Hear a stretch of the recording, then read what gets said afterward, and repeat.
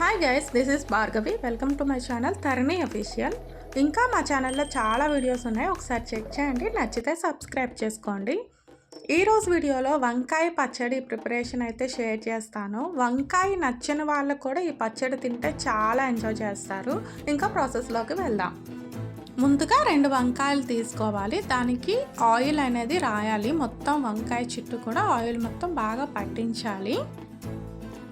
ఇప్పుడు stove on చేసి gas మీద మీడియం ఫ్లేమ్లోని ఈ వంకాయని వీడియోలో చూపించిన విధంగా కాల్చాలన్నమాట. సో దట్ మనకి వంకాయ మొత్తం బాగా కాలి ఆ లోపల అంతా ఉంటుంది కదా, అది బాగా ఉడికిపోతుంది. అప్పుడు పచ్చడి అనేది చాలా యమ్మీగా టేస్టీగా వస్తుంది. ఎలా కాలాలి అంటే బ్లాక్గా అయిపోవాలి, వీడియోలో చూపించిన విధంగా కాలాలన్నమాట. ఫైనల్గా ఇలా వచ్చినప్పుడు ఒక బౌల్లోని వాటర్ తీసుకొని అది అందులో ముంచి ఆ మీద ఉంది కదా బ్లాక్ కలర్గా, అదంతా కూడా తీసేసి కడిగేసుకోవాలి నీట్గా. ఇలా వస్తుందన్నమాట. ఇప్పుడు వంకాయని ఇలా విడదీసి బాగా అది మిక్స్ అయ్యేటట్టు బాగా అన్నేట్ చేయాలంటే కలపాలి.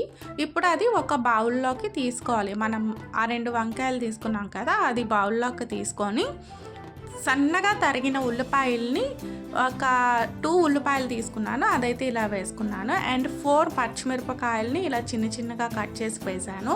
అండ్ ఒక హాఫ్ అల్లం ముక్కను కూడా ఇలా చిన్నగా కట్ చేసి వేసాను.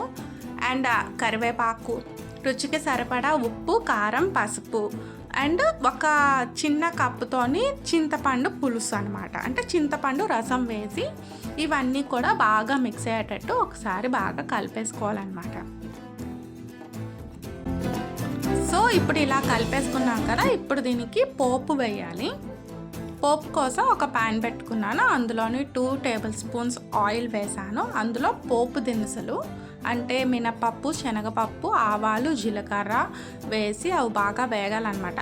ఇప్పుడు ఎండుమిర్చి ఉంటుంది కదా, అవి 2 తీసుకున్నాను. అండ్ కరివేపాకు, ఇందులో మెయిన్గా ఇంగువ కొంచెం వేయాలి. మొత్తం కూడా బాగా వేగిపోయిన తర్వాత ఈ పోపు అనేది మనం ముందుగా కలుపుకున్న మిశ్రమంలోకి ట్రాన్స్ఫర్ చేసుకొని ఒకసారి కలుపుకొని సర్వ్ చేసుకుంటే చాలా అంటే చాలా యమ్మీగా ఉంటుంది. టేస్ట్ అయితే ఒకసారి ట్రై చేయండి.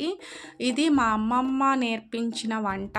మా అమ్మ ఇది ఇలా చేశారనమాట. నాకైతే ఫేవరెట్ డిష్.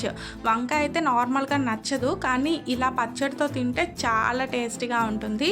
మీరు కూడా ఒకసారి ట్రై చేయండి. సింపుల్గా చేసుకోవచ్చు, పెద్దగా కష్టపడాల్సిన అవసరం లేదు. ఈజీగానే దొరికిపోతాయి, ఇంట్లోనే ఇంగ్రీడియంట్స్ ఉంటాయి కాబట్టి ఒకసారి ఇట్లా ట్రై చేయండి.